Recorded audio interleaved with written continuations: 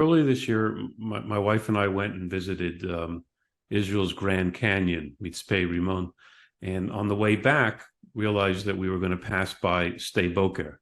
So we went in and we did the whole tour. And they have this. It's very impressive, in terms of the life that Ben Gurion lived when he retired and moved to Sde Boker. They had a movie of the young Ben Gurion. And the opening scene is he's a young man in his early 20s, and there's this whole event happening in a synagogue, and he tells all his friends, "This is not for us anymore," and he just starts firebranding about Zionism and labor and socialism. We've got it. How does David Green become the leader of the modern state of Israel, labor Zionism, as you presented earlier?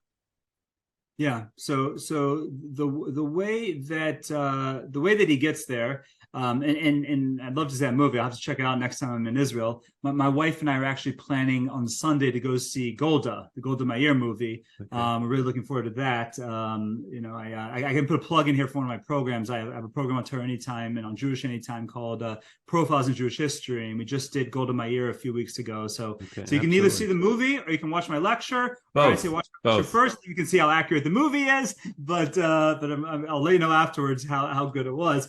But I try to tell my kids about Golda, because when I was a kid growing up in Philadelphia, the school took us to the airport when Golda came, and we sat there waving our flags and said Golda, Golda. But to them, it's really ancient history.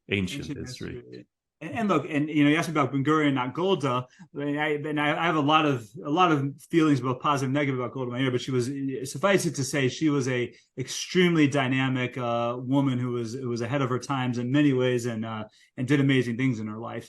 But Ben Gurion, like we were saying, the part and parcel of the first through fifth Aliyah being which is the first through fifth are all the pre-World War II aliyot, and they were predominantly Eastern European, Russian, coming from the Pale of Settlement, which meant they were heavily influenced by socialist ideas, and therefore it was, socialism ruled. The idea of socialism really ruled pre-state Israel and in the first 30 years of the state.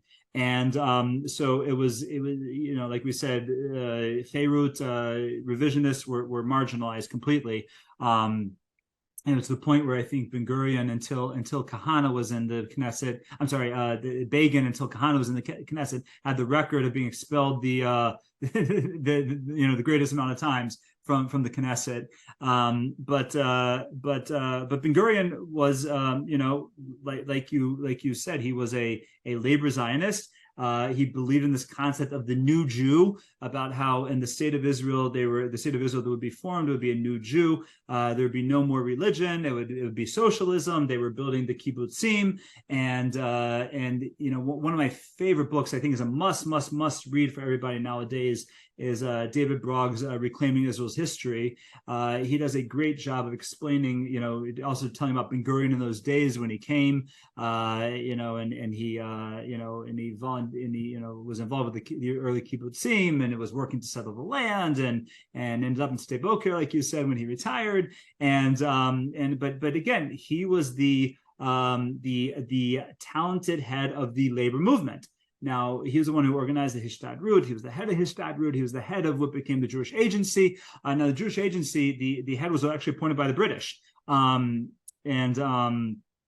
he was really recognized for his leadership skills in pre-state Israel. And to that end, the Jewish Agency became like the pre-state government, and what was the Jewish Agency's leadership became the leadership of the country. Now, it is interesting to point out that in World War I, Ben Gurion, his